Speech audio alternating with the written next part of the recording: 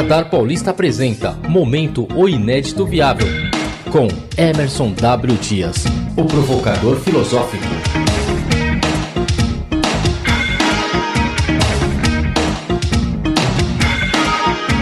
Está conosco também aqui no aplicativo o Emerson W. Dias. Como vai? Tá tudo bem com você? Beleza. Muito bom. Eu estive fora aqui há alguns dias e como você é uma pessoa atenta a tudo que acontece, uma pessoa atualizada, nos atualize, por favor, e nos traga aí o que você vai comentar nesta terça-feira.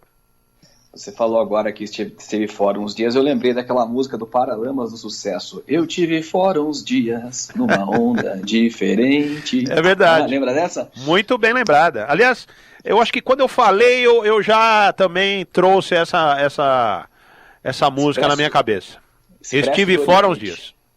Expresso do Oriente. Linda música do Herbert Viana. Muito bom. Renato, eu vou falar sobre... Vou continuar na temática que nós falamos semana passada, que era a questão do racismo.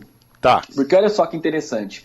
A gente falou na segunda-feira sobre o tema, aí na quinta-feira eu até tinha falado do evento que a gente promoveria na NEFAC, falando sobre inclusão social, especificamente do trabalhador negro.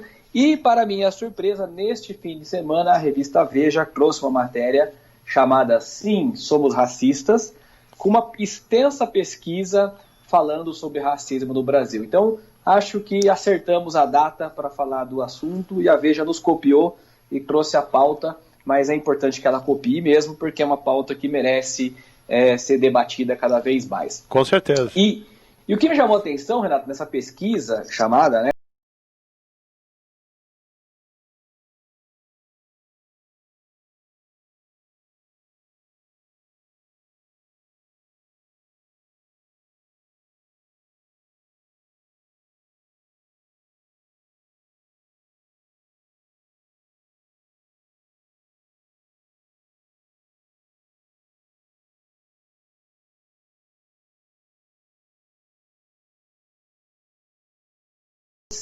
nossa, humana, que é a chamada efeito acima da média.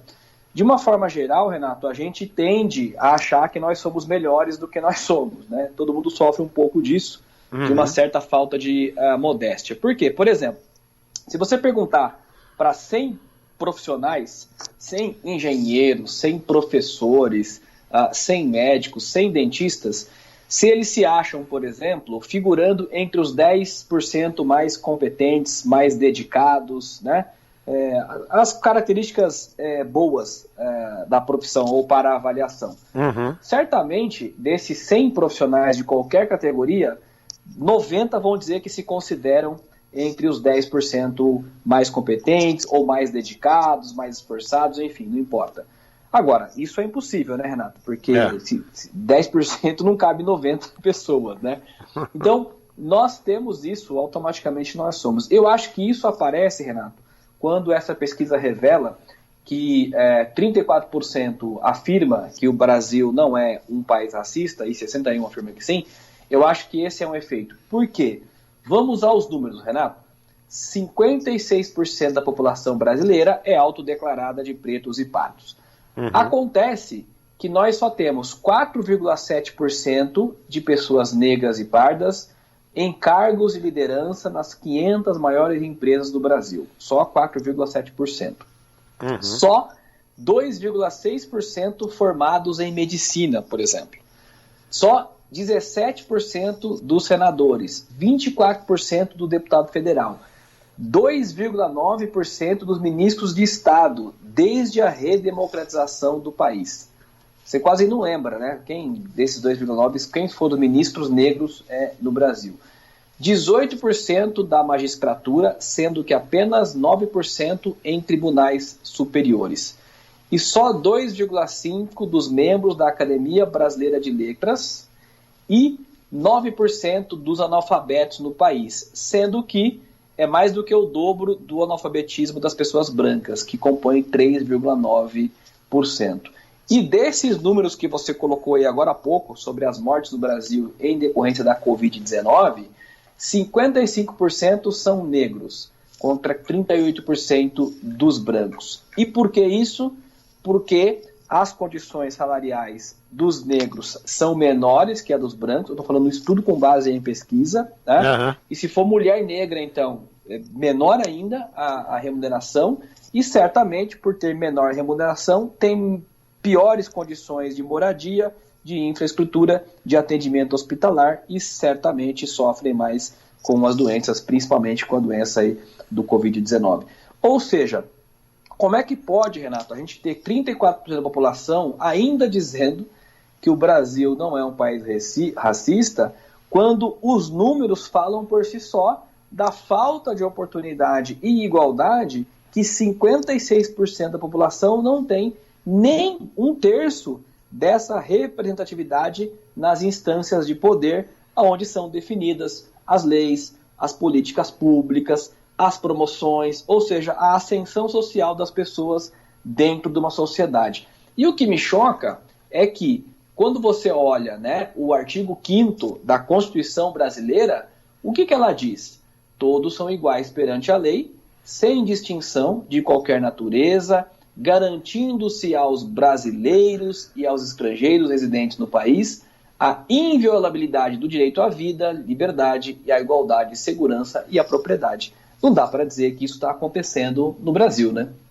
É, uma situação que você traz aí, né, Emerson, um retrato fiel, né, daquilo que acontece no país e que, infelizmente, é a prova cabal de que nós vivemos, sim, uma questão aí de racismo, vivemos uma questão de muito preconceito, né, e que só com muita luta, vamos dizer assim, talvez no melhor sentido da palavra, inclusive fazendo o que você está fazendo aqui hoje, né, trazendo esses dados e tal, é que a gente vai conseguir mudar, mas mudar, sim, isso, eu olha que eu sou uma pessoa otimista, viu?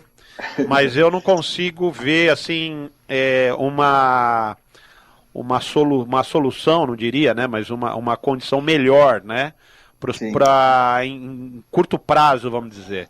Infelizmente, é uma questão arraigada, como você mesmo, acho que comentou na semana passada, dessa questão cultural que nós temos e de que a gente vê, né, muito blá blá blá, né, mas pouca ação. Porque exatamente, é muito fácil a gente falar que precisa melhorar, que precisa isso, que precisa aquilo, mas nós mesmos, como cidadãos, pouco fazemos na questão de quebrar esses preconceitos, né? Mas é fundamental a gente estar falando isso sempre aí, que é uma ação, né? Que é o que você está fazendo hoje aqui. É uma ação, uma atitude, e que é uma atitude né, no sentido de trazer luz a essa questão, e que é somente assim que a gente vai, né, com muita lentidão, acredito, porque nós comentamos, inclusive, eu me lembro aqui da questão da justiça. A justiça é muito morosa, a justiça é muito favorável às elites, a gente não pode nunca deixar de lembrar isso. A justiça brasileira, assim como a justiça, acho que da maioria dos países, né? Ela, além de ser morosa, ela é muito favorável às elites. E as elites, infelizmente, são muito arraigadas a essa questão do racismo, né? De uma maneira, a gente pode dizer, de uma maneira cultural também. Não é fácil você quebrar. Você pega os Estados Unidos, que é aí uma das nações mais desenvolvidas do mundo, e você tem lá questões de racismo ainda extremamente arraigadas na polícia, na justiça, nessa questão de liderança, né? Mesmo com os Estados Unidos tendo alcançado aí o posto do presidente da República de ter sido um negro, né? O caso do Barack Obama, mas a representatividade disso em nível mundial, no sentido de melhoria efetiva, eu achei bastante pequena, né? Mas sim, é o que temos para o momento, né? E qual que é a frase do dia, Emerson?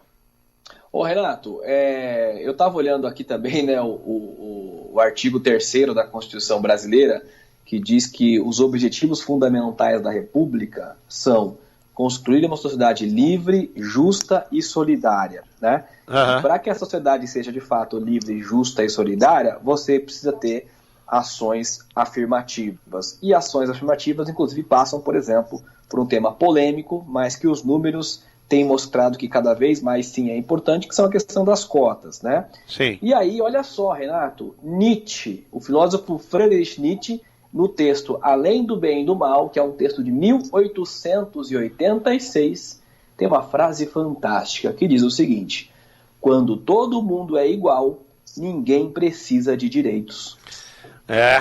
Seria bom que fosse assim, né? Pois é.